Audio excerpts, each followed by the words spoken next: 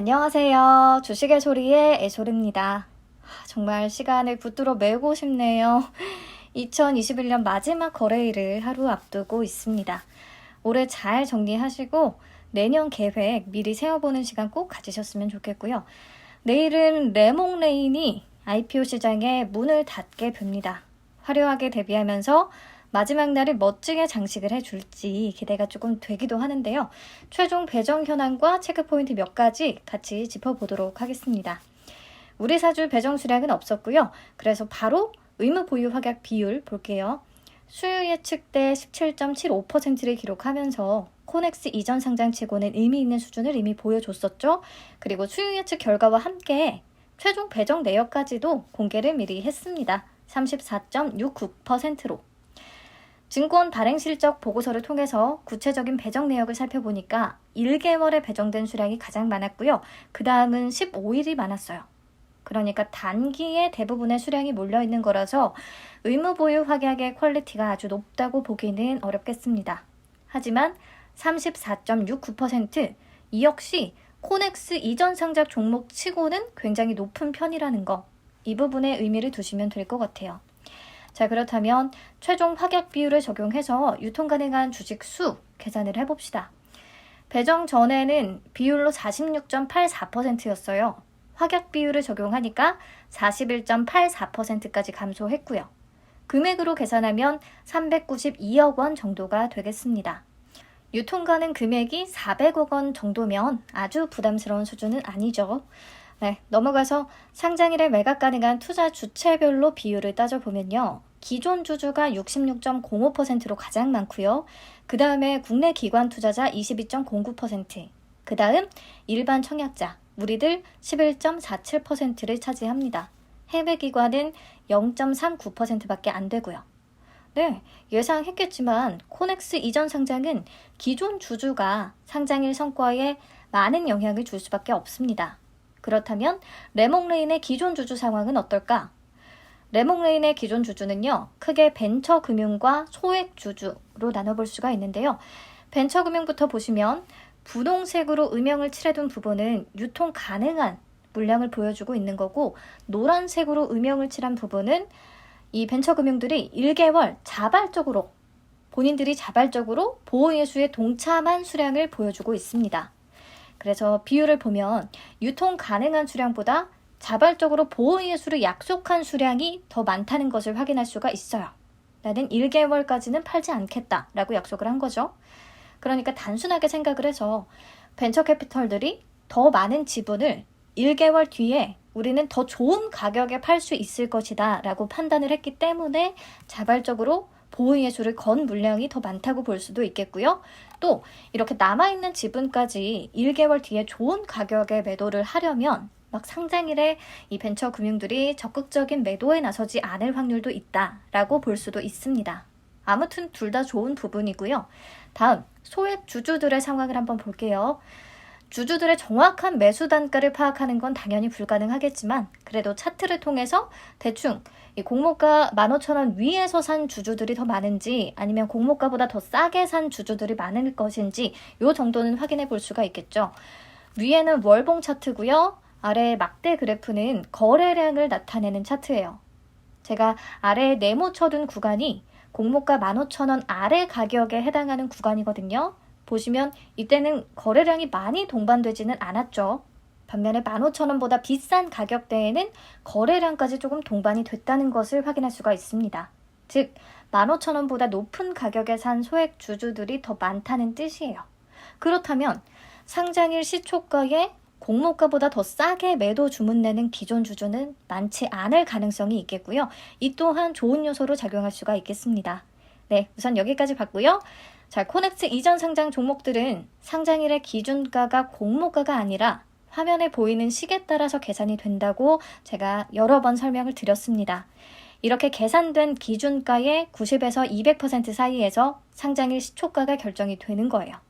그런데 그냥 다른 IPO들하고 마찬가지로 공모가가 기준가가 되는 예외 3가지 사례가 있었죠. 근데 레몽레인은 1번과 2번에는 해당하지 않고요. 3번에 해당하는지를 체크하시면 됩니다. 코넥스 시장 가격이 공모가보다 30% 이상 높거나 낮은 경우, 그럼 코넥스 시장 가격은 어떻게 계산을 하느냐? 상장 전 30거래일 종가 산술 평균과 코넥스 마지막 거래일 종가 중에서 낮은 가격으로 결정이 됩니다. 근데 제가 오늘 종가까지 보고 영상을 만들까 하다가 그냥 미리 만들었거든요. 지금 시간이 11시 40분이고요. 레몽레인의 가격은 28,850원이에요. 그래서 그냥 최악의 경우를 가정하고 제가 계산을 해볼게요. 오늘 레몽레인이 하한가를 기록해서 24,650원을 찍는다고 가정을 해봅시다. 이렇게 해서 30일 종가 평균을 계산하면 25,000원 정도가 나오거든요. 그렇다면 더 낮은 24,650원이 코넥스 기준가가 될 텐데, 그렇다고 해도요, 공모가인 15,000원보다 30% 이상이 높습니다. 15,000원에 플러스 30%는 19,500원이잖아요. 그래서 기준가는요, 공모가인 15,000원이 될 확률이 100%라고 보시면 되겠습니다. 근데 이게 궁금해졌어요. 레몽레인의 공모가는 15,000원, 상장 전일 코넥스 가격은 29,000원대, 거의 2배 정도 차이가 나고 있잖아요. 이렇게 공모가와 상장 전일의 코넥스 가격의 괴리율이 조금 꽤 벌어지는 경우, 상장일 성과에 어떤 영향을 미칠까? 네, 그래서 올해 코넥스 이전 상장 종목 최근 것들 몇 개를 가져왔는데요. 보면 라운테크와 엠노, 툴제는 공모가와 상장 전일 가격의 괴리율이 조금 벌어졌었어요. 그리고 이 경우에 라운테크는 상장일의 고가가 상장 전일 코넥스 가격보다 3,000원 정도가 더 올라갔던 것을 확인할 수가 있고요. 엠로는 10,000원 이상이 더 올라갔네요. 이 두 개 종목은 그리고 코넥스 기준가 마법까지 적용이 돼서 더 좋은 결과가 나왔을 수도 있지만요.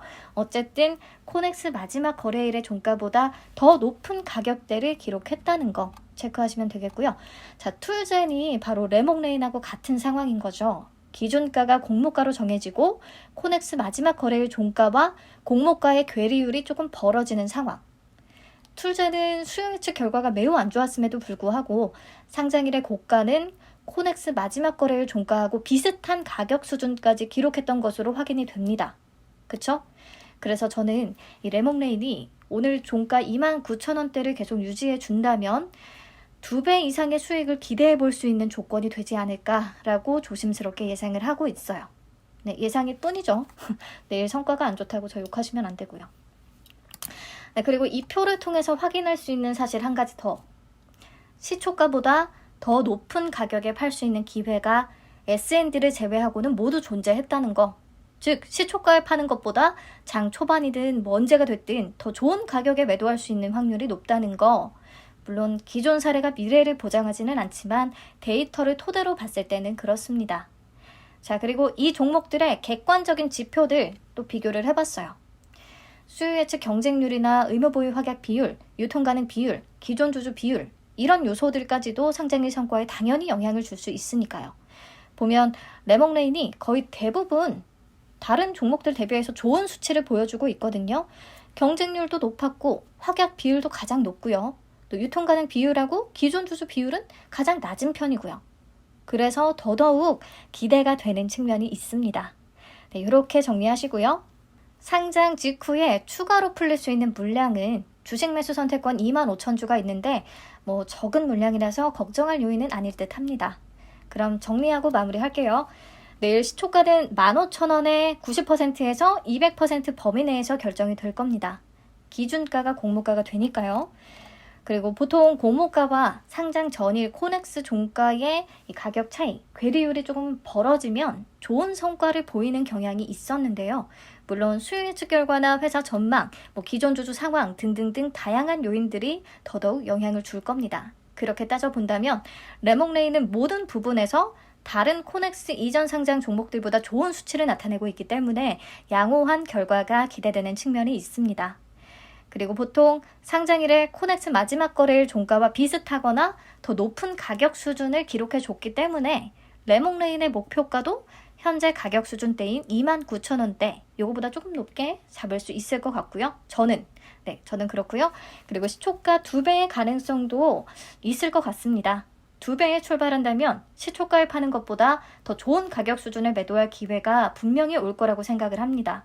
그게 반짝이 됐든 유지가 되든 간에 네, 대응하는 건 각자의 몫이겠죠. 그리고 시초가가 2배에 출발하지 못한다고 해도 과거 사례를 보면 시초가보다 높은 가격에 팔 기회를 분명히 줬기 때문에 저는 시초가에 팔지는 않을 것 같네요. 네, 내일 상황을 보면서 유연하게 대처하시고요. 29,000원, 3만원 부근에서만 매도할 수 있다고 해도 훌륭한 결과라고 생각합니다. 더 잘 팔면 당연히 좋고요. 다들 마지막 거래일 기분 좋게 마무리할 수 있기를 바라면서 저 인사드릴게요. 2021년 늘 제 영상에 귀 기울여 주셔서 감사드리고요. 함께 수익 낼 수 있어서 너무 기뻤고요. 또 제가 삶의 목표를 갖고 늘 부지런히 일할 수 있게 동기부여해 주셔서 또 감사드립니다. 내년에는 더 많이 웃고 더 많이 버는 한 해를 또 같이 만들어 봐요. 해피 뉴 이어!